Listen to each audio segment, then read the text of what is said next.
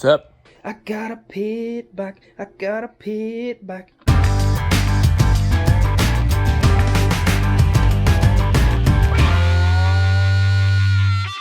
Okay, so as the title says, I got me a pit bike. John got a TTR 90, Matt got that Red Cat running, and I didn't want to feel left out, so I got on Facebook Marketplace, and the market for pit bikes right now is it's insane. I mean, it was amazing how many ones that I ran into. Oh yeah, it needs a top end. Oh, it doesn't have any wheels on it. The motor's locked up, and they want $800-900 for them? No, I don't think so. Luckily, I came across this one right here. This is a 2020 SSR 140. There's the 140 right there. I'm not going to tell you how much exactly I gave for this bike, but I will say that you can't buy the 140 engine for what I paid for this whole bike. They did tell me that it did have some carb issues. Luckily, I keep tons of these on hand, but there was a couple bolts missing. The intake bolt right here was not on the bike. I didn't notice that until I came out here this morning, and I did hear it fire using starting fluid. It already has an oil cooler, which is awesome. I don't have to worry about all that mess. It's already got the mount for it and everything, which I'm pretty stoked about. I am really excited to actually do this again. I've done a couple of these before, but I never put it on camera. I think we're going to take care of that today. That being said, let's get after it.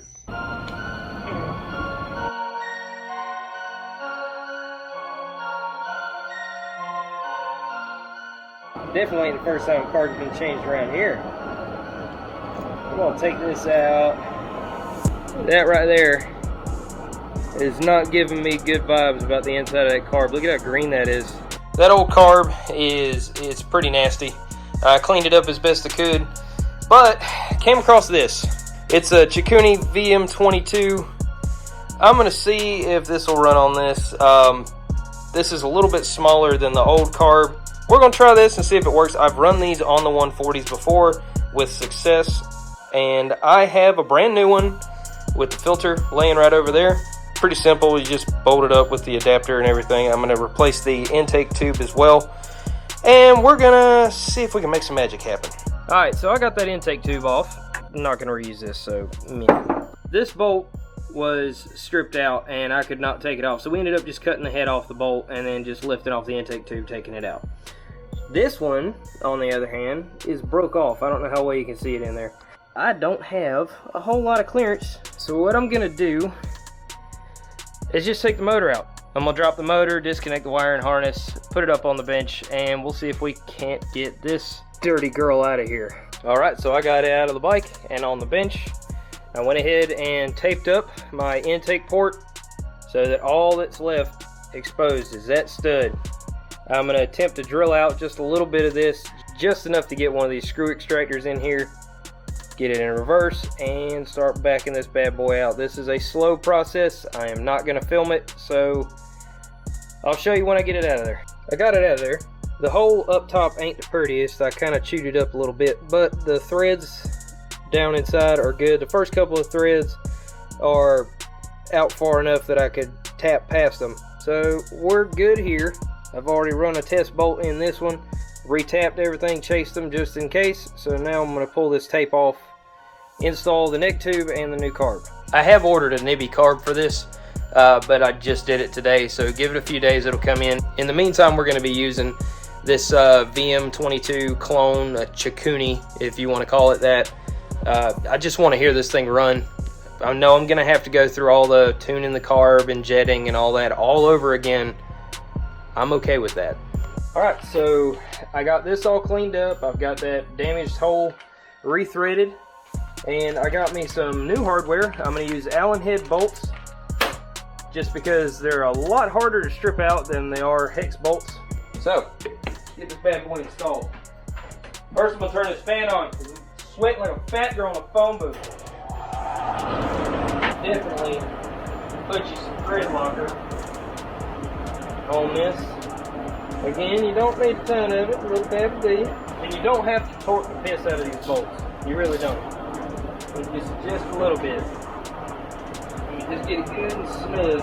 Because you don't want to go cranking on this because that's a steel bolt and an aluminum head. You will strip it out.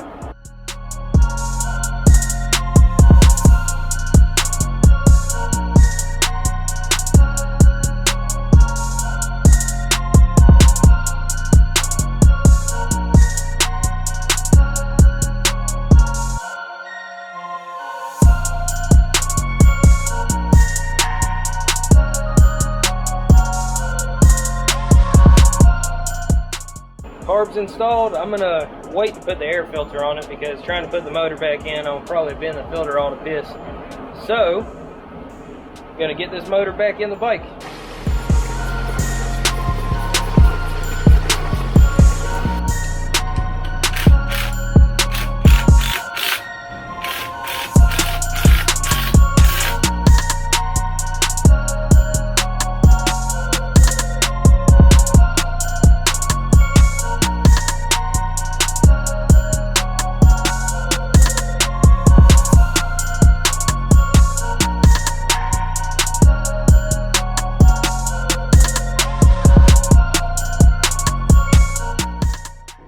See what happens.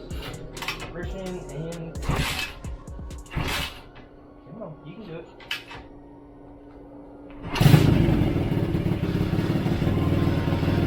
Third kick, not bad. It's no joke, it was idling a little on the time.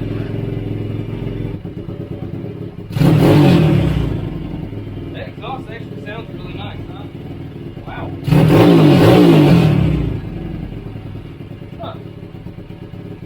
Alright, so I've still got to get a chain. I got plenty of 520, but that's way too big for this pit bike, so it'd be like that sometimes. Amazon to the rescue though, it's on the way. I'm stoked that this thing actually ran. Anybody who has ever been on Facebook Marketplace knows that the words needs a carb clean, those words could mean anything from the jets are clogged to the motor is trash. I've seen that a couple times where people have bought something thinking it needs the carb cleaned. They clean the carb. They even replace the carb. And it turns out the motor's a boat anchor. This one won't. And I am so stoked about it. I've got some other plans that I am not going to bring up just yet. But I'm really excited about this one. It does look good with the white plastics, just all white. It's like the EGL's baby brother.